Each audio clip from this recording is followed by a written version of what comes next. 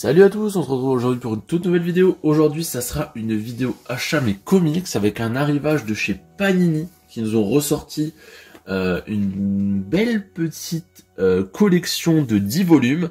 Donc là, c'est spécial Marvel. Je vous en présente souvent en fait à chaque fois que ça sort. Je les achète et je vous les présente parce que pour moi ça me permet de découvrir tout ce qui est Marvel, DC, etc. Star Wars aussi des fois ils font. Donc dans les comics à moindre coût parce que le prix est juste scandaleux niveau des comics de manière générale. Franchement je trouve ça hyper cher, donc je me restreins sur ces collections là qui sont souvent très qualitatifs avec des récits complets et d'une qualité vraiment ouf. Donc c'est 7 € le volume. Je vais vous présenter les 10 volumes en vous parlant un petit peu des histoires, même si je vais me contenter vraiment d'un bref descriptif. On va commencer avec le numéro 1. Il s'agit du Captain America, le soldat de l'hiver. Donc là ça reprend le film, hein, donc Bucky, on pense qu'il est mort, en fait non, et c'est devenu un tueur d'élite. Donc voilà, franchement très très beau. Donc vous voyez à l'arrière toujours le personnage un petit peu en pastel en fond, avec un petit descriptif, et donc 7 € pièce. Hop. Ensuite le deuxième, donc très sympa aussi, les Gardiens de la Galaxie Cosmic Avenger. Donc là on est plus sur une quête avec les Gardiens de la Galaxie et Iron Man qui vont essayer de comprendre pourquoi la Terre a autant de méchants qui arrivent. Donc c'est aussi très sympa, Rocket un peu badass, on est loin du style des films. Hop, toujours très cool. Hop. Ensuite le troisième, on est sur du Thor Renaissance. Donc là Thor c'est après le Ragnarok. Donc tous les dieux ont péri et il reste plus que lui. Il retourne sur Terre et il est vu un peu d'un mauvais œil. Donc voilà, Thor Renaissance. Donc un petit peu de tout hein, dans cette gamme. C'est pas spécifique à un personnage comme on a pu avoir la dernière fois pour Spider-Man avec plusieurs récits. Là on est un peu sur tous les héros Marvel. Héros ou méchants d'ailleurs. On enchaîne avec le Daredevil, l'homme sans peur. Donc ça c'est une origin story sur Daredevil. Donc comment il perd la vue, comment tous ses sens vont se développer, etc. Donc là c'est vraiment une origin story. Hop. Vraiment style comics. Je vous montre un peu l'intérieur, tiens, parce que je vous ai pas montré jusque là. Donc tout le temps des récits complets. Donc ça c'est vraiment cool. Là on est plus dans un style un peu plus vieux.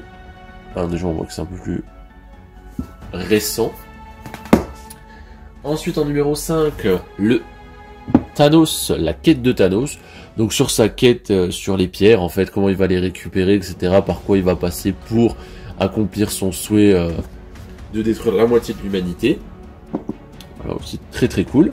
Donc à chaque fois ils font à peu près, donc c'est assez variable, hein, mais je dirais qu'ils font à peu près... pas de conneries. À peu près 60 pages, je dirais. Donc c'est vraiment très très bonne qualité niveau de papier, etc. Couverture rigide, donc ça c'est vraiment bien aussi. On a ensuite le Venom versus Carnage, un enfant est né. Alors là je connaissais pas du tout cette histoire. En fait Carnage a un rejeton en fait, et il prend possession d'un policier qui s'appelle Pat Mulligan, et donc il veut le tuer tout simplement. Et Venom, quant à lui, il compte protéger coûte que coûte son descendant. Donc voilà, Venom versus Carnage. Je connaissais pas du tout. Celui-là, ça m'a vraiment intrigué. Ensuite, on a le Spider-Man Un jour de plus. Donc là, vous voyez, ils sont quand même malins parce qu'ils reprennent des persos d'avant, mais ils ne refont pas les mêmes histoires. Et ça, c'est super bien. Donc si on prend toutes les gammes qui nous sortent, en fait on n'a jamais deux fois la même histoire, donc c'est quand même intéressant à savoir. Donc celui-là c'est Tante May qui prend une balle à la place de Spider-Man et qui est entre la vie et la mort, et lui et Mary Jane vont devoir un petit peu faire des pactes avec des méchants pour essayer de la sauver. Donc c'est aussi très très cool.